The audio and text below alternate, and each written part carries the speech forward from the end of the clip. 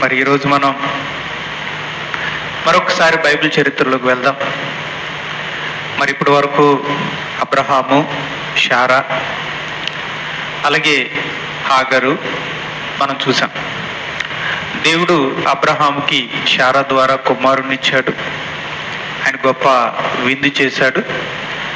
అయితే ఇష్మాయేలు ఇస్సాకుని పరిహసించటం వలన శారా హాగర్ని, ఇష్మాయేల్ని బయటికి పంపించేయటం జరిగింది. అప్పుడు దేవుడు ఆదుకున్నాడు. హాగర్ని, ఇష్మాయేల్ని దేవుడు ఆదుకున్నాడు. మరి వారికంటూ ఒక నివాసాన్ని, జనాంగాన్ని దేవుడు అభివృద్ధి పరిచేలాగా దేవుడు ఆశీర్వదించాడు. రైట్. అయితే అబ్రహాము, శారా, ఇస్సాకు ఆయన దాసదాసీలు, ఆయనకున్నటువంటి గొర్రెల మందలు, పశువులు అన్నీ కలిసి బెయేర్షెబాలో నివసిస్తున్నారు. బెయేర్షెబా చెప్పండి. బెయేర్షెబాలో మరి అబ్రహాము తనకు పుట్టిన ఇస్సాకును బట్టి చాలా సంతోషిస్తున్నాడు, ఆనందిస్తున్నాడు. ఇస్సాకును బట్టి ఆయన ఇస్సాకును బట్టి ప్రేమిస్తున్నాడు. అబ్రహాము ఇస్సాకుని మరి ఎంతగానో ప్రేమిస్తూ ఉన్నాడు. ఆ సమయంలో మరి దేవుడు అబ్రహాముని పరీక్షించాలి అనుకున్నాడు. ఆదికాండము 22వ అధ్యాయము. మీ అందరికీ తెలుసు, ఇస్సాకు ఏ వయసులో పుట్టాడు? 100 సంవత్సరాల వయసులో పుట్టాడు. ఎన్ని సంవత్సరాలు ఎదురు చూస్తుంటాడు కుమారుడి కోసం? వివాహమైనప్పటి నుంచి ఎదురు చూస్తున్నాడు, గర్భఫలం కావాలని. 75 సంవత్సరాల వయసులో ఉన్నప్పుడు దేవుడు చెప్పాడు, నీకు కుమారుణ్ణి ఇస్తాను అని. 25 సంవత్సరాల నుంచి ఎదురు చూస్తున్నాడు దేవుడు ఇచ్చే బహుమానం కోసం. 25 సంవత్సరాల తర్వాత దేవుడు తన బహుమానాన్ని ఇవ్వటం జరిగింది. రాక రాక లేక లేక వచ్చిన ఈ బహుమానం చూసుకుని అబ్రహాము మురిసిపోతూ ఉన్నాడు, సంతోషిస్తున్నాడు, ఎంతగానో ప్రేమిస్తూ ఉన్నాడు. అలాంటి సమయంలో దేవుడు ఒకరోజు అబ్రహాముని పిలిచి ఏమని అడిగాడు అంటే, మొదటి వచనం, 22వ అధ్యాయం మొదటి వచనం. ఆ సంగతులు జరిగిన తర్వాత దేవుడు అబ్రహామును పరిశోధించెను. ఎట్లనగా దేవుడు అబ్రహామును పరిశోధించెను. దేవుడు అబ్రహాముని పరీక్షించాలి అనుకున్నాడు. అబ్రహాం యొక్క విశ్వాసాన్ని, అబ్రహాముకున్న భక్తిని, భయాన్ని, దేవుని పట్ల ఉన్న భయాన్ని పరీక్షించాలి అనుకున్నాడు. అంటే దేవుడు విశ్వాసులను పరీక్షిస్తాడు, వాళ్ళ విశ్వాసాన్ని పరీక్షిస్తాడు. మరి మనం కూడా విశ్వాసులమే కదా. అబ్రహాం ఎలా విశ్వాసం, మనం కూడా విశ్వాసులమే. కనుక కొన్ని సమయాల్లో దేవుడు మనల్ని పరీక్షిస్తాడు, మన విశ్వాసాన్ని పరీక్షలో పెడతాడు. చూద్దాం ఒకసారి బైబిల్ గ్రంథంలో ఎట్లనగా పేతురు రాసిన మొదటి పత్రిక, పేతురు రాసిన మరి మొదటి పత్రిక 1వ అధ్యాయము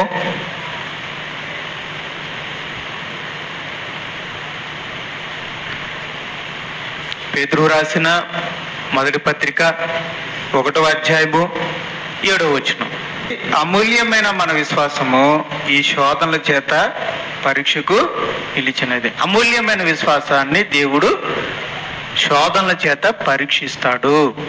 అలా పరీక్షించినప్పుడు ఆ విశ్వాసం నిలబడితే మెప్పును, మహిమయు, ఘనతయు కలుగుటకు కారణమగు.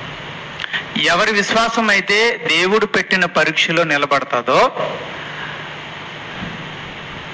వారు మెప్పుని, మహిమని, ఘనతని పొందుతారు.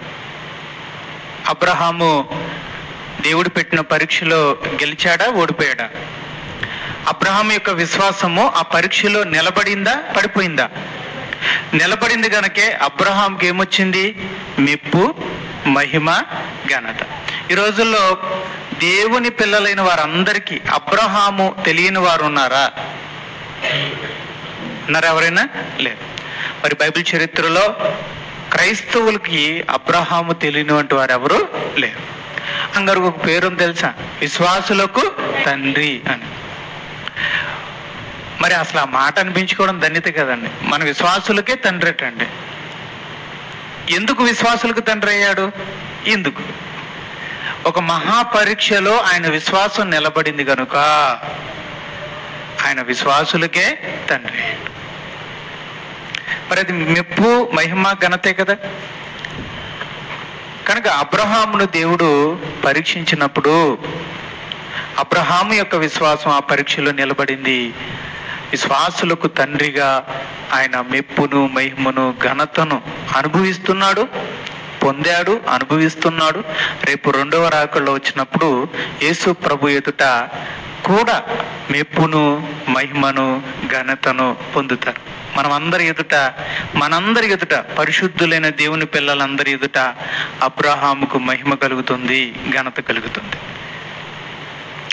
అటువంటి సందర్భాన్ని ఇప్పుడు మనం చూస్తున్నాం. ఎందుకు ఆ పరీక్ష ఏంటి, అందులో అబ్రహాం ఎలా గెలిచాడు అనేది ఇప్పుడు మనం ఈ సందర్భంలో చూద్దాం. దేవుడు ఒక కోరిక కోరాడు. ఏంటంటే ఆదికాండము 22వ అధ్యాయము 2వ వచనం. అప్పుడు ఆయన, నీకు ఒక్కడై ఉన్న నీ కుమారుని అనగా నీవు ప్రేమించు ఇస్సాకును తీసుకొని మోరియా దేశమునకు వెళ్ళి అక్కడ నేను నీతో చెప్పబో పర్వతములలో ఒక దాని మీద దహన బలిగా అతన్ని అర్పించమని చెప్పాను. దహన బలిగా అర్పించమని చెప్పాను. అబ్రహాము ఏ కుమారునైతే ప్రేమిస్తున్నాడో దేవుడు ఆ కుమారుణ్ణి దహన బలిగా అర్పించమని దేవుడు అడిగాడు.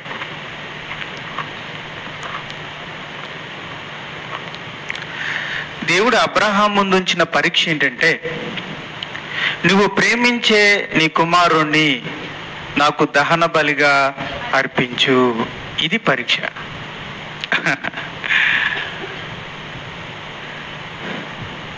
ఒకవైపు దేవుడు, మరొక వైపు తాను ప్రేమించే కుమారుడు. దేవుడేమో కుమారుడిని అడుగుతున్నాడు, దహన బలిగా అడుగుతున్నాడు. మరి కుమారుడేమో తనకెంతో ప్రేమ. ఇంతకీ ఈ కుమారుణ్ణి అనుగ్రహించింది ఎవరో? దేవుడే. దేవుడే గర్భఫలముగా అనుగ్రహించాడు. గర్భఫలము దేవుడిచ్చు బహుమానం. ఇచ్చిన బహుమానాన్ని దేవుడు మళ్ళీ అడుగుతున్నాడు. చూడండి, ఇచ్చిన వాడికి తిరిగి అడిగే హక్కు ఉంటుందా లేదా? ఉంటుంది. ఎందుకు దేవుడు ఆ విలువైన బహుమానాన్ని ఇచ్చి ఎంతో చక్కగా చూసుకుంటూ, మురిసిపోతూ, ప్రేమిస్తూ ఉంటే ఆ సమయంలో దేవుడు మరలా ఎందుకు అడుగుతున్నాడు? ఎందుకు అడుగుతున్నాడు గమనించండి. ఇటువంటి పరీక్ష ఎందుకు పెట్టాడు అనంటే, దేవుడు ఇచ్చిన తర్వాత ఆ గర్భఫలమును చూసుకొని అబ్రహాము మురిసిపోతున్నాడు, ఆనందిస్తున్నాడు, ప్రేమిస్తున్నాడు. ఆ ప్రేమ రోజు రోజుకి ఏమవుతుంది? పెరిగిపోతూ ఉంది. ఇప్పుడు ఆ ప్రేమ, కుమారుని మీద ఉన్న ప్రేమ గొప్పదా, దేవుని మీద ఉన్న భక్తి గొప్పదా అనే పరిస్థితి ఏర్పడింది. ఆ విషయంలో అబ్రహామును పరీక్షించాల్సి వచ్చింది. ఎందుకు పరీక్షించాల్సి వచ్చింది? ఇచ్చిన తర్వాత ఇచ్చిన దాన్ని ప్రేమిస్తూ దేవుణ్ణి మర్చిపోతున్నాడా, దేవుణ్ణి మర్చిపోయాడా, లేదా కుమారుడు కంటే దేవుణ్ణి తక్కువ చేశాడా అనే పరిస్థితి ఏర్పడింది. కనుక సాధారణంగా విశ్వాసులమైనటువంటి మనకి దేవుడు మరి బహుమానాలు ఇస్తాడు. గుణవతి అయిన భార్య. ఏంటి ఆ బహుమానాలు చూద్దాం. గుణవతి అయిన భార్య యెహోవా, మరి భార్య యెహోవా ఇచ్చు దానము అన్నాడు. గర్భఫలము దేవుడు ఇచ్చు బహుమానము అన్నాడు. అంటే దేవుడు విశ్వాసులమైనటువంటి మనకి కొన్ని బహుమానాలు ఇస్తూ ఉంటాడు. ఏంటి? అది భార్య కావచ్చు, భర్తని బహుమానంగా ఇవ్వచ్చు, ఒక విశ్వాసి అయిన భర్తని బహుమానంగా ఇవ్వచ్చు, ఒక విశ్వాసి అయిన భార్యకి బహుమానంగా మనకి ఇవ్వచ్చు. ఇచ్చిన తర్వాత ఆ భార్యను మనం ప్రేమిస్తున్నాం, మంచిదే, కానీ ఆ ప్రేమ ఎంతవరకు వెళ్ళింది? ఇచ్చిన దేవుణ్ణి మరిచిపోయేంతకు వెళ్ళిపోయిందా? అయితే ప్రమాదం. భార్యను ప్రేమించడం తప్ప, దేవుడు ఇచ్చినటువంటి విశ్వాసి అయినటువంటి భర్తని ప్రేమించడం తప్ప కానే కాదు. కానీ ఆ భర్త మీద ఉన్న ప్రేమ ఏ స్థాయికి వెళ్ళింది? దేవుడు కూడా కనపడని స్థాయికి వెళ్ళిపోయిందా? భార్య మీద ఉన్న ప్రేమ ఏ స్థాయికి వెళ్ళిపోయింది? దేవుడు కూడా కనపడని స్థాయికి వెళ్ళిపోయిందా? అంటే దేవుడు కిందకి వెళ్ళిపోయాడా? భార్య పైకి వెళ్ళిపోయిందా? భార్య కంటే తక్కువ స్థాయిలోకి దేవుడు వెళ్ళిపోయాడా? భర్త కంటే తక్కువ స్థాయిలోకి దేవుడు వెళ్ళిపోయాడా? జరుగుతుంది సాధారణంగా. ఈ భూమి మీద మొదటగా పుట్టినవాడు ఆదాము. ఆదాముకు దేవుడే మొదటి స్థానం. దేవుడు ఆదామును ప్రేమించి ఏమిచ్చాడు? అవ్వనిచ్చాడు, భార్యనిచ్చాడు. తన బహుమానంగా భార్యనిచ్చాడు, సాటి అయిన సహాయంగా ఇచ్చాడు. ఇప్పుడు ఆ భార్య మీద ఉన్న మమకారం ఎలా అయిపోయిందంటే, దేవుడు రెండో స్థానంలోకి వచ్చేసాడు, భార్య మొదటి స్థానంలోకి వెళ్ళిపోయింది. అందుకే దేవుడు తినవద్దన్నాడని తెలిసినా దేవుని మాట కోసం నిలబడలేకపోయాడు. తినకూడదని తెలిసిన భార్య తినమంది కనుక తినే పరిస్థితికి వచ్చాడు. మీరే చెప్పండి, ఇప్పుడు ఆదాము గారి ఎదుట ఎవరు మొదటి స్థానంలో ఉన్నారు? ఇప్పుడు కబుర్లొద్దు, అంతే కదండి. కబుర్లే ఉంది, చేతలో తెలిసిపోతుంది. దేవుని మాట విన్నాడా? భార్య మాట విన్నాడా? అంతే, అయిపోయింది. ఎవరు మొదటి స్థానంలో ఉన్నారు? భార్య మొదటి స్థానంలో ఉంది, మరి దేవుడు రెండో స్థానానికి. మరి ఇవ్వకముందు దేవుడు మొదటి స్థానంలో ఉన్నాడు, ఇచ్చిన తర్వాత భార్య ఎక్కడికి వెళ్ళిపోయింది? మొదటి స్థానంలోకి వెళ్ళిపోయింది. అది ప్రమాదం. అందుకే ఇస్సాకును ఇవ్వకముందు దేవుడే మొదటి స్థానంలో ఉన్నాడు. ఇప్పుడు లేక కుమారుని అనుగ్రహిస్తే ఇప్పుడు అబ్రహాము మనసులో నేను మొదటి స్థానంలో ఉన్నానా లేదా? లేకపోతే ఇస్సాకే మొదటి స్థాయికి వెళ్ళిపోయాడా? ఇస్సాకుకే ప్రాముఖ్యతనిస్తున్నాడా అనేది ఇక్కడ పరీక్షించాల్సిన పరిస్థితి ఏర్పడింది. దేవుడు భార్యని ఇవ్వచ్చు, ఇంకేమిచ్చు? పిల్లల్ని ఇవ్వచ్చు. పిల్లలు ఇప్పుడు అబ్రహాం గారితో కూడా అదే పరీక్ష. ఎందుకు పరీక్షించాల్సి వచ్చింది? ప్రేమించేస్తున్నాడు. ప్రేమించడం మంచిదే, కానీ ఆ ప్రేమ ఏ స్థాయికి వెళ్ళింది? దేవుణ్ణి మించిన స్థాయికి వెళ్ళిపోయిందా అనేది తెలియదు. స్నేహితుల్ని ఇవ్వచ్చు, ఇల్లునిస్తాడు, ఇల్లునివ్వచ్చు, వాహనం ఇవ్వచ్చు, ఇంట్లో ఫ్రిడ్జ్ ఇవ్వచ్చు, అది ఇంట్లో వాషింగ్ మెషిన్ ఇవ్వచ్చు. మరి అన్ని దేవుడిచ్చిన బహుమానాలే కదా. అందుకనే మనం ప్రార్థన చేస్తున్నాం, ప్రభువా నువ్వు ఇచ్చినందుకు నీకు స్తోత్రాలు. సంఘాన్ని మీకు బహుమానంగా ఇవ్వచ్చు, బంధువుల్ని మీకు బహుమానంగా ఇవ్వచ్చు, అక్కా చెల్లెళ్ళను అన్న తమ్ముల్ని మీకు బహుమానంగా ఇవ్వచ్చు, ఉద్యోగాన్ని బహుమానంగా ఇవ్వచ్చు. మరి చాలా మంది విశ్వాసులకు దేవుడు ఉద్యోగాన్ని బహుమతికి ఇస్తున్నాడు కదా. వ్యాపారాన్ని దేవుడు బహుమానంగా ఇవ్వచ్చు, పరిచర్యను కూడా దేవుడు బహుమానంగా ఇవ్వచ్చు. ధనం, ఆస్తి ఏదో కలిసి వచ్చింది, మంచి ధనం మీకు కలిసి వచ్చింది, పితృరాజ్యుతంగానో లేకపోతే లక్కీగానో మొత్తానికి మీకు డబ్బు కలిసి వచ్చింది, ధనవంతులు అయ్యారు. దేవుడు ఇచ్చిన బహుమానం. మీరు విశ్వాసులైన తర్వాత విశ్వాసిగా ఉండగానే దేవుడు మీకు ఈ బహుమానాలు ఏదో ఒకటి ఇచ్చాడు. ఇచ్చిన తర్వాత దేవుడు ఏ స్థాయిలో ఉన్నాడు? ఇచ్చిన దాన్ని ప్రేమిస్తూ దేవుణ్ణి మరిచిపోయారా? లేదంటే వాటి మీద ఉన్న ప్రేమ దేవుణ్ణి దాటిపోయిందా? దేవుడు రెండో స్థానానికి వచ్చేసాడా అనేది ఆలోచించాలి. ఒకవేళ ఇచ్చిన దేవుణ్ణి మరిచి ఇచ్చిన వాటిని ప్రేమిస్తూ ఇచ్చిన దేవుణ్ణి మరిచిపోయి ఇచ్చిన వాటిని ప్రేమిస్తూ దేవుణ్ణి మనం తగ్గిస్తే, ఇచ్చిన వాటిని మనం అధికంగా ప్రేమిస్తే ఇప్పుడు ఎవరు ఎక్కువయ్యారు? ఉదాహరణకి కుమారుడు ఉన్నాడు. ఇచ్చినవాడు దేవుడు, పొందినది కుమారుడు, ఇచ్చినవాడు కుమారుడు. ఇప్పుడు కుమారుని ఇచ్చిన తర్వాత కుమారుడిని ఎక్కువగా ప్రేమిస్తే దేవుని మీద ఉన్న ప్రేమ తగ్గిపోతే దేవుడు ఏమవుతాడు? రెండో స్థాయిలోకి వెళ్తాడు, కుమారుడేమో మొదటి స్థాయికి వెళ్తాడు. అంటే దేవుడు ఉండవలసిన స్థాయిలోకి ఎవరు వెళ్ళారు? కుమారుడు. ఇప్పుడు కుమారుడే దేవుడయ్యాడు. దీన్ని విగ్రహారాధన అంటారు. మీకు కంగారు పడకండి. కొత్త నిబంధనలో విగ్రహారాధన అంటే ఇదే. కొత్త నిబంధనలో కూడా మనకున్నారు. వాళ్ళే మనం అధికంగా ప్రేమించే కుమారుడు, మనం అధికంగా ప్రేమించే భార్య, మనం అధికంగా ప్రేమించే వ్యాపారం, మనం అధికంగా ప్రేమించే మన అక్క చెల్లెళ్ళు, మనం అధికంగా ప్రేమించే అన్నా తమ్ముళ్ళు, మనం అధికంగా ప్రేమించే ఇల్లు. ఆ ఇంటి మీద చిన్న మరకడింది అనుకో, మనం తట్టుకోలేం. అంటే అది విగ్రహం అయిపోయింది అనమాట. బండి ఇంకొకరు ఎవరిని ముట్టుకున్నారనుకో దాన్ని కడిగేస్తాం. అంటే అది విగ్రహం అయిపోయింది అనమాట.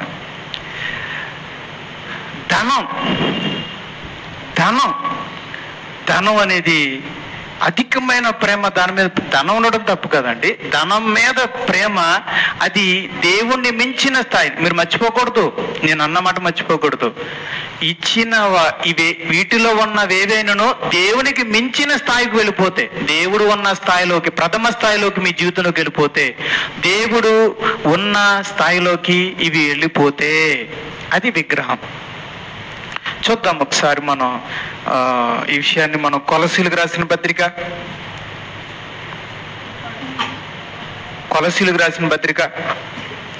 3వ అధ్యాయము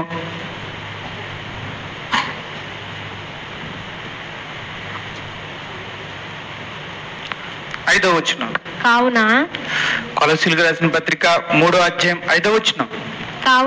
కావున భూమి మీదనున్న మీ అవయవములను అనగా జారత్వమును, అపవిత్రతను, కామాతురతను, దురాశను, విగ్రహారాధన అయిన ధనాపేక్షను. చూడండి, బైబిల్ని స్పష్టంగా చూస్తే ఎక్కడ చూడండి. విగ్రహ ఆరాధన అయిన ధనాపేక్ష. అంటే ధనాపేక్ష, ధనం మీద అధికమైన ప్రేమ, దేవుని కంటే మించిన ప్రేమ మనకి ధనం మీద వేరపడితే ధనమే మనకు, మీరు చెప్పాలి నేను వింటాను, ధనమే మనకు విగ్రహం. దేవునికి మించి దాన్ని మనం ప్రేమిస్తున్నామంటే విగ్రహారాధన చేస్తున్నాం. భార్య ఒక విగ్రహం, ఆమెను దేవుని కంటే ఎక్కువగా ప్రేమిస్తే విగ్రహారాధన. కుమారుడు ఒక విగ్రహం, అతన్ని దేవుని కంటే ఎక్కువగా ప్రేమిస్తే కుమారుడే విగ్రహారాధన. చదువే ఒక విగ్రహం, చదువుని దేవుని కంటే ఎక్కువగా ప్రేమిస్తే అది మనకి విగ్రహంగా మారింది అని అర్థం. అది వ్యాపారం, దేవుడిచ్చినటువంటి వ్యాపారం విగ్రహం అయితే దాన్ని మనం దేవుని కంటే ఎక్కువగా ప్రేమిస్తే మనం వ్యాపారాన్ని విగ్రహారాధన చేస్తున్నామని అర్థం. దేవుడిచ్చింది ధనమే, కానీ ఆ ధనము ఒక విగ్రహం, దాన్ని దేవుని కంటే ఎక్కువగా ప్రేమిస్తున్నామంటే మనం విగ్రహారాధన చేస్తున్నట్టు. తల్లిదండ్రులు దేవుడిచ్చిన వారే, కానీ దేవునికి మించి వాళ్ళని ఎక్కువగా ప్రేమిస్తున్నాము అంటే అది విగ్రహారాధన. మీరేం కంగారు పడొద్దు, ఈ మాటలు మనకు తెలియాలి. మీకు శక్తి కొలది చెప్పడం జరుగుతుంది. పాప ఇది కొంచెం కఠినంగా ఉందండి అని, అందుకే మరి ఇంతకాలం చెప్పలేదు. ఈ విషయంలో కూడా మనం ముందుకు వెళ్ళాలి. మరి ఈ విషయం కూడా మనకు తెలియాలి కదా. మన మధ్యన ఎన్ని విగ్రహాలు ఉన్నాయో మనకు తెలియాలి కదా. వీటిని మనం ఎలా జయించాలి? ఎవరు మన విశ్వాస జీవితంలో ఉన్న విగ్రహాలు ఎవరు? విశ్వాస జీవితంలో ఉన్నటువంటి విగ్రహాలు ఎవరంటే అది దేవుని కంటే ఎక్కువగా ప్రేమించే భార్య కావచ్చు, దేవుని కంటే ఎక్కువగా ప్రేమించే కుమారుడు కావచ్చు, కుమార్తె కావచ్చు, దేవుని కంటే ఎక్కువగా ప్రేమించే అన్నదమ్ములు కావచ్చు, అక్క చెల్లెలు కావచ్చు, బంధువులు కావచ్చు, దేవుని కంటే ఎక్కువగా ప్రేమించే స్నేహితులు కావచ్చు, దేవుని కంటే ఎక్కువగా ప్రేమించే పిల్లలు, చెప్తున్నాను, చదువు కావచ్చు. చదువు కూడా చాలా జాగ్రత్త కంట్రోల్లో ఉంచాలి దాన్ని మనం. సో చదువు విలువైంది, ప్రాముఖ్యతనివ్వాలి, గౌరవించాలి. కానీ దేవుని కంటే ఎక్కువగా చేసుకుంటే అది విగ్రహారాధన అవుతుంది, విగ్రహం అయిపోతుంది. ఎప్పుడైతే మీరు దేవుని కంటే ఎక్కువగా ప్రేమిస్తారో అది ఏదైనా సరే విగ్రహంగా మారిపోతుంది మీ జీవితంలో. ఈవెన్ సైకిల్ అయినా సరే, కార్ అయినా సరే, మోటార్ సైకిల్ అయినా సరే, ఇల్లు అయినా సరే విగ్రహంగా మారిపోతుంది. విగ్రహంగా మారిందనుకోండి, ఇక మనం దానికి ఏదైనా చిన్న దెబ్బతన్నా మనం తట్టుకోలేం, మచ్చపడినా ఊరుకోం, అందరి మీద చిరాకు పడిపోతాం. మనం ఉదాహరణకి బైక్ మీద అది విగ్రహంగా మారిపోయింది అనుకోండి, దాని మీద మచ్చపడిపోతే ఫీల్ అయిపోతాం మనం. ఎవరైనా చిన్న గీత గీస్తే కోపడిపోతాం, కోపం వచ్చేస్తుంది. ఎందుకు ఈ క్రోషం, ఈ కోపం ఎందుకు వచ్చిందంటే మన హృదయములో ఉన్న విగ్రహంగా మారిపోయింది కనుక దానికి ఏదన్నా చిన్న దెబ్బ తగలగానే మనం అంతా ఫీల్ అయిపో ఉగ్ర రూపం వచ్చేస్తుంది అన్నమాట. ఇలా చాలా మంది అడుగుతారు, కోపం తగ్గట్లేదండి అని. ఒకసారి మీరు ఆలోచించుకోండి, ఏదో మీకు విగ్రహంగా మారింది, అందుకే మీకు కోపం వస్తుంది.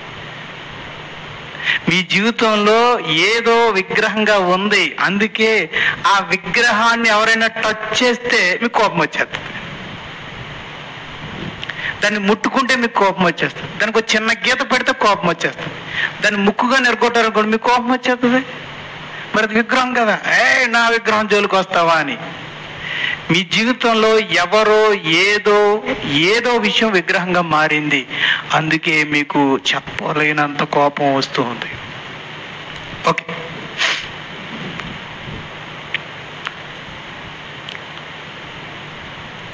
ఇప్పుడు ఆదాముకు ఎవరు విగ్రహంగా మారారు? ఆదాముకి ఈ కోణంలో ఆలోచిస్తే ఆదాముకి ఎవరు విగ్రహంగా మారారు? భార్య విగ్రహంగా మారింది. ఏ రోజు మన ఆహాబు రాజుకి యెజెబెలు అనే భార్య విగ్రహంగా మారింది. కనుక భార్య విగ్రహంగా మారొచ్చు, భర్తే విగ్రహంగా మారొచ్చు, పిల్లలే విగ్రహంగా మారొచ్చు, బంధువులే విగ్రహంగా మారొచ్చు, వస్తువులు విగ్రహంగా మారొచ్చు. కనుక మనం వాటిని ఎంత ప్రేమిస్తున్నాం అనేది చాలా అవసరం. ప్రేమించడం అవసరం, కానీ దేవునికి మించి ప్రేమిస్తున్నామా? ప్రాధాన్యతని ఇవ్వడం అవసరం, కానీ దేవుని కంటే ఎక్కువ ఇస్తున్నామా అనేది మనం ఆలోచించుకోవాలి. లేదనుకుంటే ఆ వ్యక్తి విగ్రహంగా మారొచ్చు, లేదా వ్యవస్థ లేదా ఆ వస్తువు విగ్రహంగా మారొచ్చు. రైట్, ముందుకు వెళ్దాం. మత్తయి సువార్త 10వ అధ్యాయం 37వ వచనం.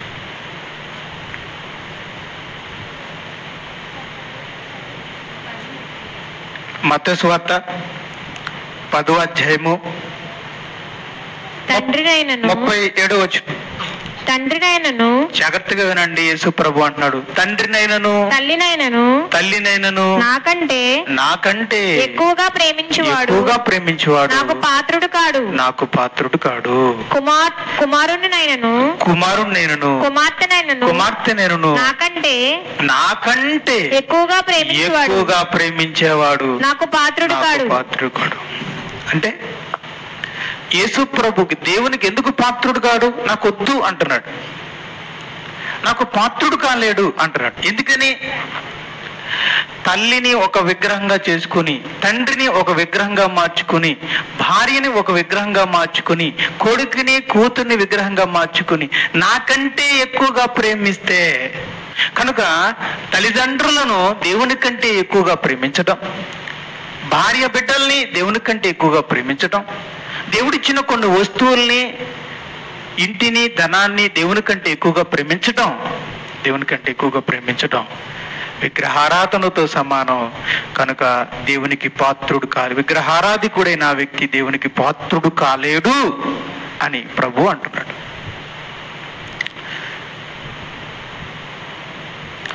ప్రియమైన దేవుని వారలారా, జాగ్రత్తగా గమనించాలి. మరి ఏం చేయాలి? ఎలా?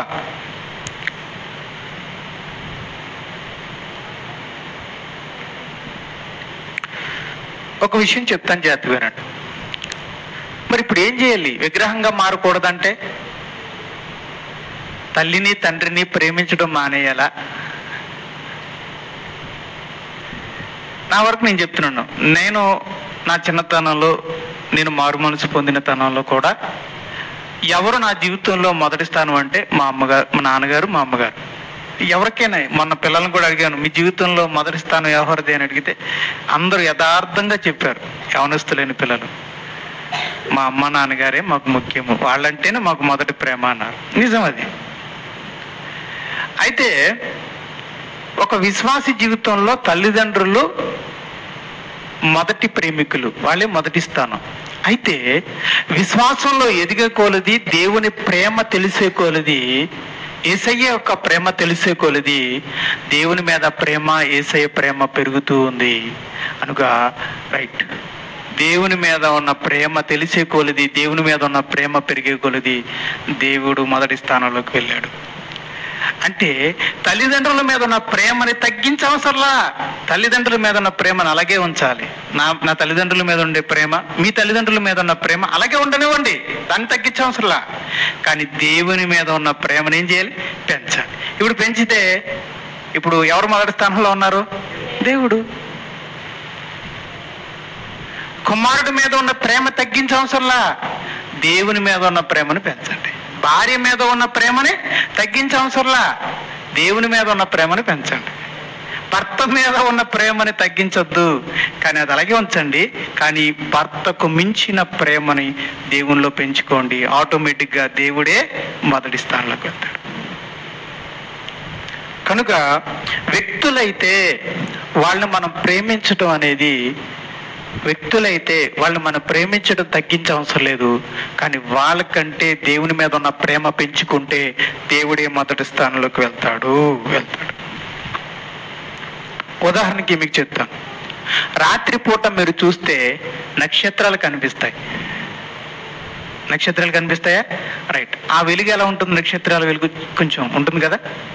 కొన్ని నక్షత్రాల వెలుగులు ఎలా ఉంటాయి? కొద్ది పెద్దగా కనిపిస్తూ ఉంటాయి. వేకు చుక్క అంటారు, అది పెద్దగా ఉంటుంది. 4 దొంగలు, అదే ఒక మంచం 3 దొంగలు అంటారు, అది పెద్దగా కనిపిస్తాయి. కొన్ని అరుంధతి విగ్రహం ఏదో అంటారు, అన్ని కొన్ని పెద్దగా కనిపిస్తాయి, కొన్ని చిన్నగా కనిపిస్తాయి. అవేంటంటే తల్లిదండ్రుల మీద ఉండే ప్రేమ. అదంతా మన ప్రేమ అనుకోండి, ఆ చుక్కలన్నీ మన ప్రేమలో. తల్లిదండ్రుల మీద ఉండే ప్రేమ కొంచెం ఎక్కువగా, భార్య మీద ఉన్న ప్రేమ, కుమారుడి మీద ఉండే ప్రేమ, బంధువుల మీద ఉండే ప్రేమలో, స్నేహితుల మీద ఉండే ప్రేమ, మన సంఘస్థుల మీద ఉండేటువంటి ప్రేమలు, ఇవన్నీ చుక్కలు అనమాట. ఇవన్నీ చుక్కలు. వాటిలో కొన్ని ఎక్కువ ఉంటాయి, కొన్ని పెద్దవి ఉంటాయి, కొన్ని చిన్నవి ఉంటాయి. అవన్నీ వ్యక్తుల మీద ఉన్న ప్రేమలు అనుకోండి. వాటి మధ్యలో ఒక చందమామ వెలుగు వస్తుంది పౌర్ణమి నాడు, అది దేవుడి మీద ఉన్న ప్రేమ అనమాట. ఇప్పుడు చూడండి, ఇన్ని చుక్కల మధ్యలో చంద్రుడి వెలుగు ఎలా ఉంటుంది? ఎక్కువగా ఉంటది కదా. అలా ఉండాలన్నమాట దేవుని మీద ప్రేమ. ఆ చిన్న చుక్కలేమో భార్య మీద ఉన్న ప్రేమ, పిల్లల మీద ఉన్న ప్రేమ, తండ్రి మీద ఉన్న ప్రేమ, తల్లి మీద ఉన్న ప్రేమ, స్నేహితుల మీద ఉన్న ప్రేమ, బంధువుల మీద ఉన్న ప్రేమ, రైట్, మనుషులందరి మీద ఉండే ప్రేమ చుక్కలుగా ఉండాలి.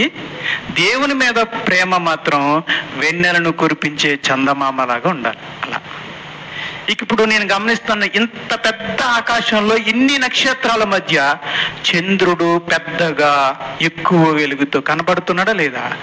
అలాగే మన హృదయంలో ఎన్ని ప్రేమలేని ఉండమనండి. అసలు నక్షత్రాలను ఎవరైనా లెక్క పెట్టగలరా? అంటే మన హృదయంలో లెక్క పెట్టలేనంత ప్రేమ ఉన్నా పర్లేదు, అంతమంది మీద మన ప్రేమ ఉన్నా పర్లేదు, ఏం పర్లేదు. కానీ దేవుని మీద ఉన్న ప్రేమ మాత్రం పెద్దదిగా ఎక్కువగా ఉండాలి. అది చూసుకోవాలన్నమాట. రైట్, ఇది పరిష్కారం.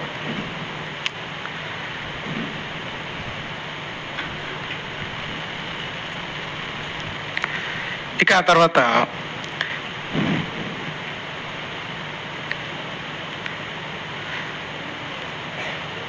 ధనం, ఇంకోటి ఉంది. మరి వస్తువులు ఉన్నాయి. మరి వస్తువులు, ధనం, వాహనం, ఉద్యోగం, చదువు, పలుకుబడి, ఇల్లు, పరిచర్య కూడా కొంతమంది విగ్రహంగా మారుతుంది. కొంతమంది బోధించే పరిచర్య దేవుడు ఇచ్చాడు అనుకోండి, దాన్ని వాళ్ళు ఎలా తీసుకుంటారంటే, దాన్ని ఎంత ప్రేమిస్తారంటే దేవుని కంటే ఎక్కువగా ప్రేమిస్తారు. ఇక దేవుని కూడా మర్చిపోతారు. ఊరిని ఏదో కథ, దేవుడు అన్నాడట, ఏనాయన ఈ మధ్య నాతో మాట్లాడలేదు అంటే కథ. అప్పుడు ఆ బోధకుడు అన్నాడంట, ఏం చేయమంటావు ప్రభా, చాలా బిజీ అయిపోయాను, నీ వాక్యాన్ని బోధించే పనిలో నేను బిజీగా ఉన్నాను, నాతో మాట్లాడేంత తిరిగి లేనంత బిజీ, అంత అవసరమనైనా అని అంటాడు. అంటే ఆయన పరిచర్య ఆయనకి ఏమైపోయింది? విగ్రహంగా మారిపోయింది. దేవునితో మాట్లాడడానికి కూడా సమయం ఇవ్వలేనంత స్థితిలోకి వెళ్ళిపోయాడు. అలా వెళ్ళమని దేవుడు చెప్పాడా? యేసు ప్రభు అంతటి వాడే పరిచర్య ఎంత చేయాలో అంత చేసి ప్రతిరోజు దేవునితో మాట్లాడేవాడా లేదా? యేసు ప్రభు తన పరిచర్యను విగ్రహంగా మార్చుకున్నాడా? విగ్రహంగా మారుతుంది అనుకున్న ప్రతిసారి ఎక్కడికి వెళ్ళిపోయాడైనా? ఒంటరిగా ఎడారిలోకి వెళ్ళిపోయి ప్రార్థన చేసుకునేవాడు. కనుక పరిచర్యను కూడా విగ్రహంగా మార్చుకోకూడదు. దేవుడు నీకు ఇచ్చిన పరిచర్య దేవుని కంటే గొప్పది కాదు. కాబట్టి అది ఏంటి? విగ్రహాలు ఏం చెప్తున్నాను? ధనం కావచ్చు, వాహనం కావచ్చు, ఉద్యోగం కావచ్చు, పలుకుబడితనం, మన ఊర్లో ఉన్న మంచి పేరు కావచ్చు. కొంతమందికి మంచి పేరు విగ్రహంగా ఉంటుంది. మన ఊర్లో మనకు మంచి పేరు ఉంది, ఆ పేరు కూడా మనకు విగ్రహం అయిపోద్ది. ఎంత విగ్రహం అయిపోద్ది అంటే, ఇప్పుడు ఆ పేరు నిలబట్టుకోవడం కోసం మనం చాలా తంటాలు పడుతూ ఉంటాం. కనుక ఆ మంచి పేరు కూడా మనకి విగ్రహంగా మారిపోద్ది. రైట్, ఇల్లు కావచ్చు, పరిచర్య కావచ్చు, మరి వీటిని ఏం చేయాలి, మరి వీటిని ఏం చేయాలి, జాగ్రత్తగా గమనించండి. పాత నిబంధనలో దేవుడు ఏం చేయమన్నాడు? ఇస్సాకుని ఏం చేయమన్నాడు? దహన బలిగా అర్పించమన్నాడు. మీరు గమనిస్తే ఇప్పుడు మనం కూడా ధనం మీద ఉన్న వ్యామోహాన్ని, వాహనం మీద ఉన్న వ్యామోహాన్ని, ఉద్యోగం మీద ఉన్న వ్యామోహాన్ని, ఇంటి మీద ఉన్న వ్యామోహాన్ని, పరిచర్య మీద ఉన్నటువంటి ఆ వ్యామోహాన్ని, పలుకుబడి మీద ఉన్నటువంటి వ్యామోహాన్ని, చదువు మీద ఉన్న వ్యామోహాన్ని, వస్తువుల మీద ఉన్నటువంటి వ్యామోహాన్ని ఏం చేయాలంటే మనం బలిపీఠం మీద పెట్టి దహన బలిగా అర్పించాలి. దాన్ని బూడిదిగా చేసి పెంట కుప్ప మీద పడేయాలి. అలా అన్నారని బీరువులో ఉన్న డబ్బులని తీసుకొచ్చి చలిమంటలు వేయకండి అమ్మా.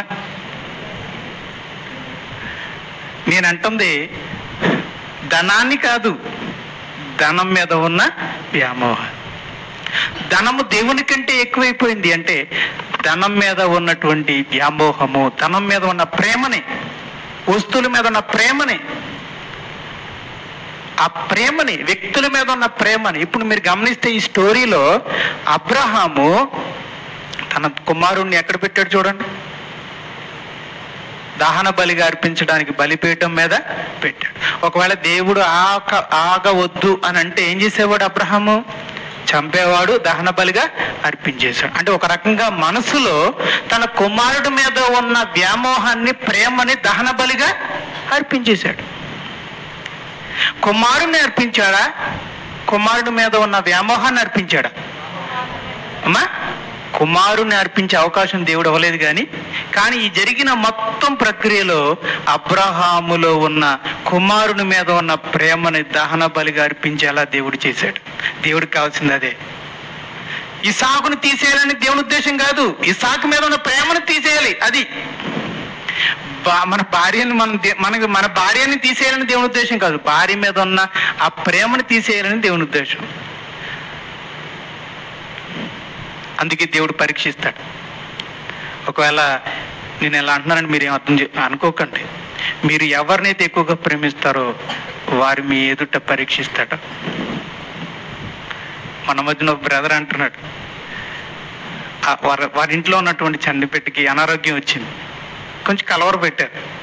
అప్పుడు బ్రదర్ అంటున్నారు, దేవుడు నన్ను మేలుకొల్పాడు, నేను ఎక్కువగా ప్రేమిస్తున్నాను, దేవుని కంటే ఎక్కువగా ప్రేమిస్తున్నానేమో, దేవుడు నన్ను మేలుకొల్పాడు, నాయన చూసుకో నీ బిడ్డ నువ్వు ఎక్కువగా ప్రేమిస్తున్నావేమో అని. కనుక ఆమె విగ్రహంగా మారకుండా దేవుడు ఏం చేశాడు? మేలుకొల్పుతున్నాడు అనమాట. ఆ బిడ్డ తనకి విగ్రహంగా మారకుండా అధికమైన ప్రేమ ఆమె మీద ఆ వ్యక్తి మీద పెంచుకోకుండా, ఆ బిడ్డ మీద పెంచుకోకుండా దేవుడు హెచ్చరిస్తూ ఉంటాడు, మేలుకొలుపుతూ ఉంటాడు. అలాగే ఇస్సాకు మీద అధికమైన ప్రేమ పెంచుకోకుండా దేవుడు ఇలా పరీక్ష అనేది పెట్టాడు అనమాట. ఈ పరీక్షలో ఏం జరిగింది? ఇస్సాకు కాలి బూడిదైపోయాడా? ఇస్సాకు మీద ఉన్న ప్రేమ కాలి బూడిదైపోయిందా? ఇస్సాకు మీద ఉన్న ప్రేమ కాలి బూడిదైపోయింది. అలాగే ఈరోజు మనం అందరం కూడా, మనలో కూడా ఒకవేళ భార్య మీద ఉంటే, భర్త మీద ఉంటే, పిల్లల మీద ఉంటే, దేవుని కంటే ఎక్కువ ప్రేమ వ్యక్తుల మీద కానీ వస్తువుల మీద కానీ ఉంటే దాన్ని దహన బలిగా అర్పించాలి. బూడిది కావాలి. ఆ ప్రేమ దహన బలిగా అర్పించబడాలి, బూడిదిగా మారాలి. అది అంత సులువైన విషయం కాదు. దేవుడు అబ్రహాముని బలిగా అర్పించమని మోరియా దేశానికి తీసుకెళ్ళమన్నాడు. ఎందుకు మోరియా అంటే నేను ఎక్కడో అనుకునేవాడిని. మోరియా దేశము అంటే యెరూషలేము. ఆ పర్వతాలలో ఒక పర్వతం మీద నువ్వు నీ కుమారుడిని అర్పించు. మరి అబ్రహాం ఎక్కడున్నాడు?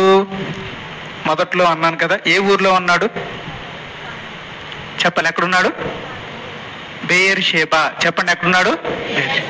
రైట్. ఎక్కడ తీసుకెళ్ళమంటున్నాడు? మోరియా. ఎక్కడ తీసుకెళ్ళమంటున్నాడు? మోరియా. ఎక్కడైతే దేవుడు ఇస్సాకుని బలి అర్పించమన్నాడో అక్కడే సొలొమోను దేవాలయాన్ని కట్టాడు. ఎక్కడైతే సొలొమోను దేవాలయాన్ని కట్టాడో ఆ దగ్గరలోనే యేసు ప్రభు బలిగా అర్పించబడ్డాడు. అది జరిగింది. అంటే దేవుడు ఏ మోరియా కొండల మీద ఇస్సాకుని బలిగా అర్పించమని చెప్పాడో అదే మోరియా కొండల మీద ఇస్సాకు బదులుగా, నా బదులుగా, మనందరి బదులుగా యేసు ప్రభుని బలిగా అర్పించాడు. అబ్రహాము బలవలసింది నీ కుమారుడు కాదు, బలవలసింది నా కుమారుడు అని అర్పించాడు. ఈ 3 రోజుల ప్రయాణం అంటండి ఇది. మీకు మర్చిపోయాను, మరి రెఫరెన్స్ చూపించాలి కదా. దినవృత్తాంతాలు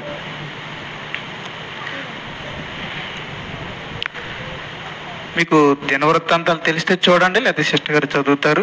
దినవృత్తాంతాలు 3వ అధ్యాయము 1వ వచనం.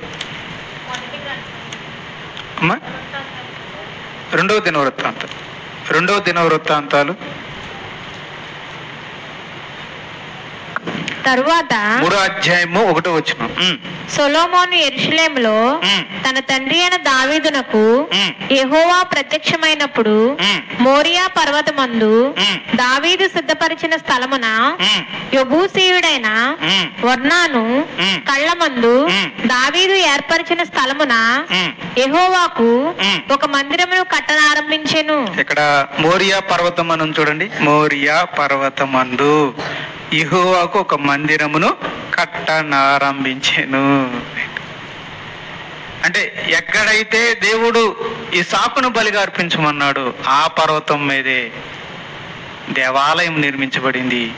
ఆ పర్వతం దగ్గరలోనే మరొక పర్వతం మీద యేసు ప్రభు బలిగా అర్పించబడ్డాడు. అంటే ఈ ఇస్సాకు బలి, ఈ దేవాలయం, ఈ అర్పణలు ఇవన్నీ కూడా యేసు ప్రభుని సూచిస్తున్నాయి అన్నమాట. యేసు ప్రభు మనందరి కోసం బలి అవ్వబోతున్నాడు అని దేవుడు కాలంతో పాటు చెప్పుకుంటూ వచ్చాడు. దహన బలిగా ఒకరు అవ్వాలి, ఒకరు బలి అవ్వాలి అంటూ దేవుడు చెప్పుకుంటూ వచ్చాడు. మరి ఆ కాలం సంపూర్ణమైనప్పుడు ఆ నిజమైన బలిగా యేసు ప్రభుని దేవుడు అప్పగించాడు. సరే,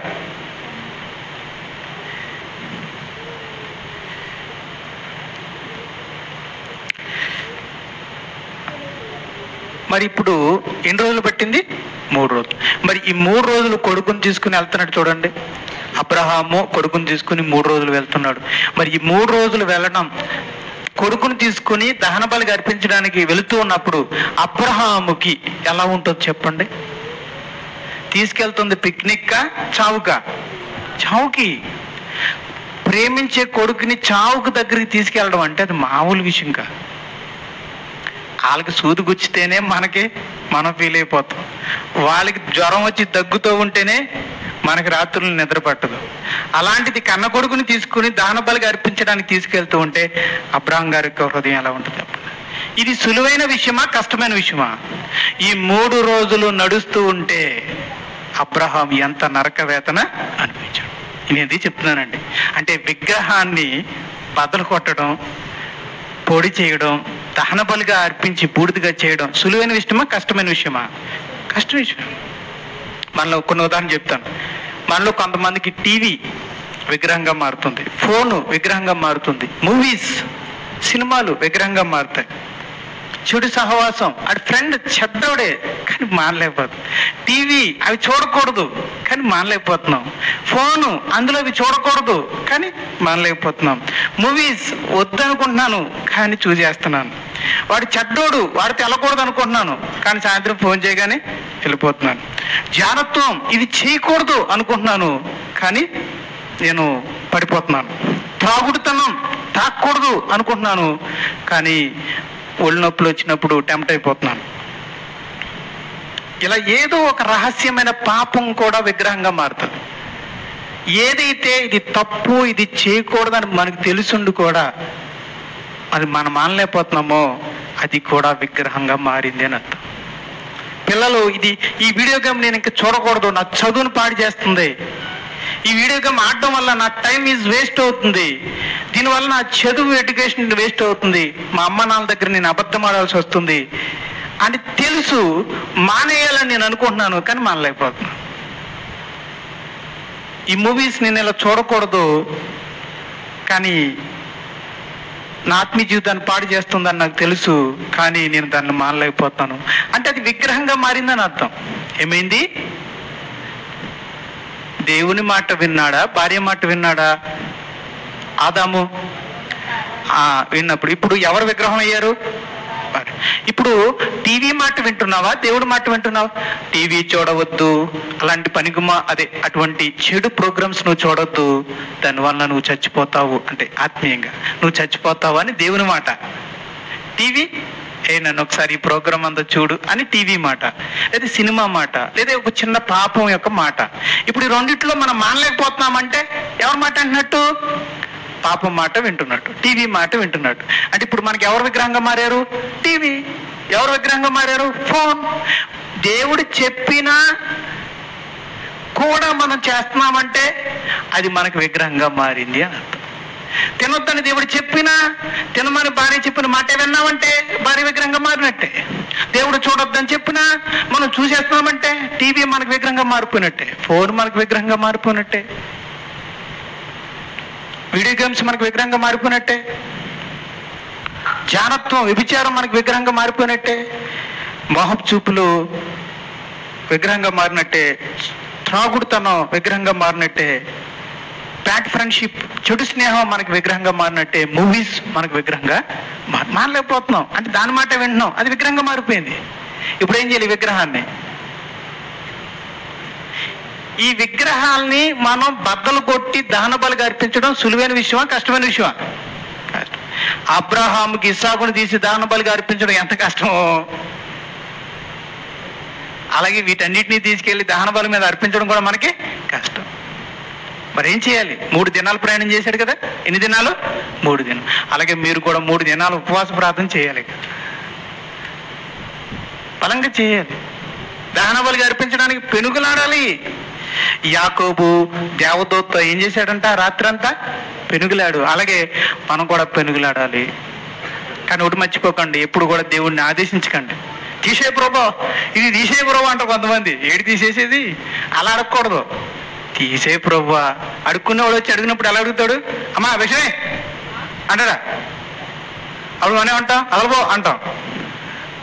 అడుక్కున్నోడు ఎలా అడగాలి? ఆడి స్టైల్ ఉంటుంది కదా. అమ్మా అన్నపూర్ణేశ్వరి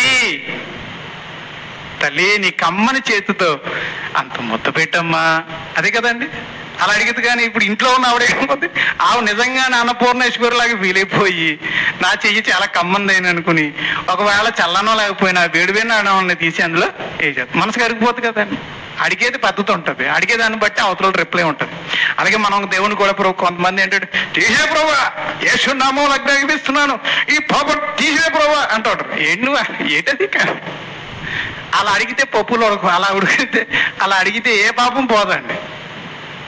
యేసు నామములో తీసేయడానికి ఇది రోగమా? పాపం. ఇది అంత తేలిక పోదు. మరి ఏం చేయాలి? దీన్ని ప్రాధిపడాలి దేవుడిని. ప్రభువా అయ్యా సహాయం చేయండి, ఈ విషయంలో నాకు విడిపించండి ప్రభువా, ఈ దురాశ మెంచి ఈ పాపం మెంచి నాకు విడుదల దయచేయండి ప్రభు అని మనం దహన బలిగా అర్పించడానికి మనం ప్రార్థనలోకి వెళ్ళాలన్నమాట. ప్రార్థనలోనే దహన బలిగా అర్పించగలం. వేడుకోవాలి వేడుకోవాలి వేడుకోవాలి, అప్పుడు అది దహన బలిగా అర్పించబడుతుంది. రైట్, మీకు అర్థమవుతుంది కదా దహన బలిగా అర్పించడం అంటే ఎలాగ అర్పించాలి? ఇప్పుడు వీటిని వ్యక్తుల మీద ఉన్న ప్రేమను కానీ, వస్తువుల మీద ఉన్న ప్రేమ కానీ, పాపం మీద ఉన్న మమకారం కానీ దేవుని కంటే ఎక్కువగా మారితే అవే మన జీవితంలో విగ్రహాలు, అదే విగ్రహారాధన. మరి ఇప్పుడు విగ్రహాలుగా ఉన్నాయన్న విషయం మనకు తెలిస్తే మరి మనం ఏం చేయాలి? వాటిని దహన బలిగా అర్పించాలి. మరి దహన బలిగా అర్పించాలంటే ఏం చేయాలి?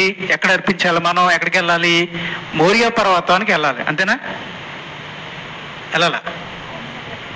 యెరూషలేముకి వెళ్ళాలా? అంతేనా? లేదు. మరి ఎక్కడికి వెళ్ళాలి చెప్పాలి? ప్రార్థన. ఎక్కడ చెప్పండి? ప్రార్థన బలిపీఠం దగ్గరికి వెళ్ళాలి.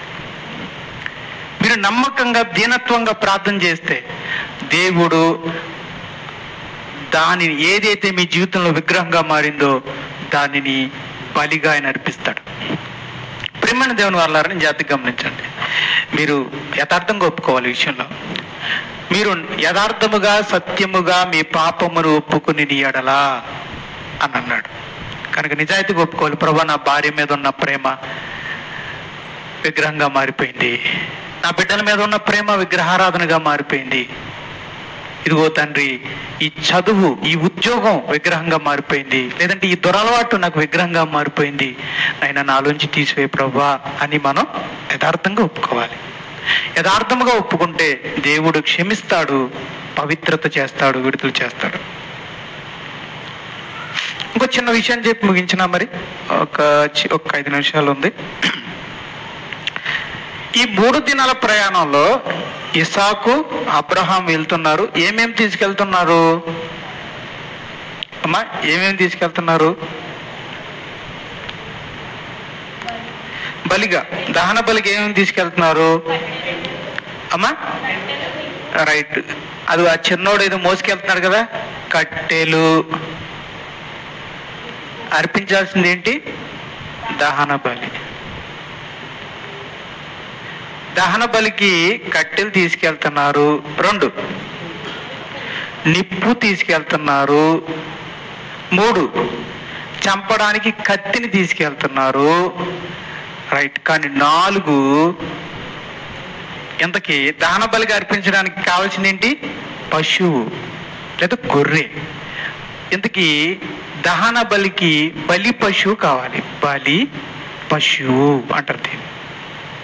అది గొర్రె కావచ్చు, మేక కావచ్చు.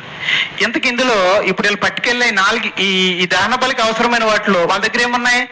కట్టెలు, నిప్పు ఉంది, కత్తి ఉంది, కానీ ఏం లేదు, బలి పశువు లేదు. అదే కొడుకు అడిగాడు, డాడీ మనం వెళ్ళేది దేనికోసం?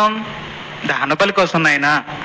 మరి అయితే దాన్ని చంపడానికి కత్తి ఉంది, కాల్చడానికి కట్టెలు ఉన్నాయి, అంటించడానికి నొప్పి ఉంది, కానీ ఇంతకీ నరకడానికి ఏం లేదు, బలి పశువు లేదు కదా అన్నాడు. అంటే ఇక్కడ దహన బలికి ఒకటి కొదువుగా ఉంది, ఒకటి కొదువుగా ఇచ్చింది, కొదువుగా ఉంది. రైట్, అప్పుడు అబ్రహాము విశ్వాసంతో అన్న మాట ఏంటంటే తెలుసా? కుమారుడా దేవుడే చూచుకొను. రైట్, ఈ మాట మనం దేవుడే చూచుకొను అనే మాట మనం చెప్పగలగాలి మన జీవితంలో కూడా. దేవుడే చూచుకొను అంటే దహన బలికి అవసరమైన బలి పశువుని ఏదైతే కొదువుగా ఉందో దాన్ని దేవుడే చూసుకుంటాడు అనే విశ్వాసం ఎవరికుంది? అబ్రహాంకు ఉంది. అలాగే మనకు కూడా అటువంటి విశ్వాసం రావాలి. దేవుడే చూసుకుంటాడు, ఏం కంగారు పడుకో. డాడీ మరి ఎలా బలిపశువేది, ఎలాగా మరి లేకపోతే ఎలాగించగలం అని మనం కంగారు పడిపోతాం, చూసారు, టెన్షన్ పడిపోతూ ఉంటాం. అప్పుడు మనకు ఉండవలసిన విషయం ఏంటంటే ఈ కొదువైన దానిని దేవుడే చూసుకుంటాడు. నా జీవితంలో ఈ కొదువైంది దేవుడు చూసుకుంటాడు, దేవుడు చూసుకుంటాడు అని విశ్వాసం ఉంచితే ఏం జరిగిద్ది చూడండి. ఇప్పుడు చూడండి ఒక్కసారి ఇంకొకటి అండి, ఇంకొకటి ఏలియా, మీకు తెలుసా? ఏలియా దహన బలి అర్పించాడు, తెలుసా మీకు? రైట్, ముగించేస్తాను. ఏలియా దహన బలిలో ఏమున్నాయి? బలి పశువు ఉంది, కట్టెలు ఉన్నాయి, కత్తి ఉంది, కానీ ఏం లేదు, నిప్పు లేదు. ఏలియా గారు కూడా దహన బలి అర్పించారు, కానీ అందులో ఆ దహన బలులు ఏమున్నాయి? కట్టెలు ఉన్నాయి, కత్తి ఉంది, బలి పశువు ఉంది, కానీ ఏం లేదు, నిప్పు లేదు. ఆ నిప్పుని ఎవరిచ్చారు? దేవుడిచ్చాడు. కొదువై ఉన్న దాన్ని దేవుడిచ్చాడు. ఇప్పుడు ఈ దహన బలులు ఏమున్నాయి? కట్టెలు ఉన్నాయి, నిప్పు ఉంది, కత్తి ఉంది, కానీ ఏం లేదు, బలి పశువు లేదు. కానీ ఆ బలి పశువుగా గొర్రె పొట్టేల్ని ఇచ్చాడు దేవుడు. ఈ పొట్టేళ్ళు ఈ బలిలో కొదువుగా ఉన్నదాన్ని దేవుడిచ్చాడు, ఆ బలిలో కొదువుగా ఉన్నదాన్ని కూడా దేవుడిచ్చాడు. కనుక మన జీవితంలో కొదువైన వాటిని దేవుడే మనకి అనుగ్రహిస్తాడు అన్నమాట. అది నమ్మాలి. చూడండి ఒకసారి మనం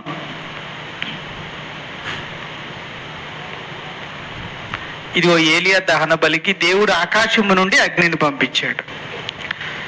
ఈ కుమారుణ్ణి చంపాలనుకున్నాడు, దేవుడు ఆపాడు, వద్దునైనా అని చెప్పాడు. దేవదూత ద్వారా ఆపిచ్చాడు, చంపుకో అని.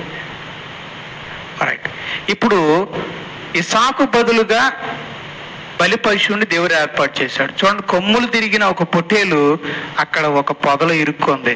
నాయనా, నీ కుమారునికి బదులుగా ఆ గొర్రెని బలిగా అర్పించు అని దేవుడు అర్పించాడు. చూడండి, ఇప్పుడు ఇంతకీ ఈ గొర్రె ఎక్కడికి ఎలా వచ్చింది? వచ్చారు, ఎక్కడో గొర్రెలు ఎక్కడో కాచుకుంటున్నారన్నమాట. అక్కడి నుంచి తప్పుకొని వచ్చేసింది అనమాట. తప్పుకొని వచ్చేసి మరి ఎక్కడికి వెళ్ళకుండా అది ఎక్కడ ఇరుక్కుపోయింది? అక్కడే ఇరుక్కుపోయింది. అంటే కొన్ని సందర్భాల్లో దేవుడు మనకి ఏర్పాటు చేసే విషయాలు మనకి ఊహించలేము. కొన్ని మన ఎదురుగా వచ్చి కూర్చుంటాయి. ఏంటిది, ఎలా వచ్చింది ఇది? అద్భుతం. దేవుడు చేసే అద్భుతాలు అలా ఉంటాయి అన్నమాట. మనకు కొదువైన వాటిని మనకు తెలియకుండా మనం ముందుకు దేవుడు తీసుకొస్తాడు. కానీ ఎప్పుడు తీసుకొస్తాడు? ఈ కార్యం ఎప్పుడు జరిగిద్ది? ఒక మంత్రం ఉంది, ఏంటది? దేవుడే చూచుకొనును అని నమ్మితే ముందుకెళ్ళిపోతుంది. మీ జీవితాల్లో అలాంటివి ఏమైనా జరిగితే చెప్పండి నాకు ఎప్పుడన్నా, ఓకేనా? ఇప్పుడు ఇసాకుకు బదులుగా దేవుడిచ్చినటువంటి గొర్రెని బలిగా అర్పించాడు. ఆ రోజు ఇసాకుకు బదులుగా గొర్రెపిల్ల బలి అయింది. ఈరోజు మనందరికి బదులుగా దేవుని కుమారుడు బలిగా మారాడు. ఆ రోజు దేవుడు ఇసాకుకు బదులుగా గొర్రెనిచ్చాడు.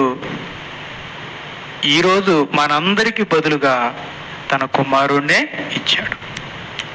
అందుకే దేవుణ్ణి మనం అందరికంటే ఎక్కువగా ప్రేమించాలి. అది రహస్యం. మనం దేవుణ్ణి ఎందుకు ఎక్కువగా ప్రేమించాలి? మన అడిగాను పిల్లలందరినీ కూడా, మీ మమ్మీ డాడీయే మీకు ఎక్కువ, ఓకే, మరి దేవుడు ఎందుకు ఎక్కువ కావాలి? ఆన్సర్ ఇది. నీ కోసం తాను ప్రేమించిన తన కుమారుడిని ఇచ్చాడు, తన సర్వస్వాన్ని ఇచ్చాడు, పరిశుద్ధాత్మని ఇచ్చాడు, ఆకాశాన్ని ఇచ్చాడు, భూమిని ఇచ్చాడు, గాలిని ఇచ్చాడు, నిప్పునిచ్చాడు, నీరునిచ్చాడు, వృక్షాలను ఇచ్చాడు, జంతువుల్ని ఇచ్చాడు, పక్షుల్ని ఇచ్చాడు, సమస్తానికి ఇచ్చాడు. అందుకే అందరికంటే ఎక్కువగా దేవుణ్ణి మనం ప్రేమించాలి. ఇది ఈరోజు మన యొక్క పాఠం.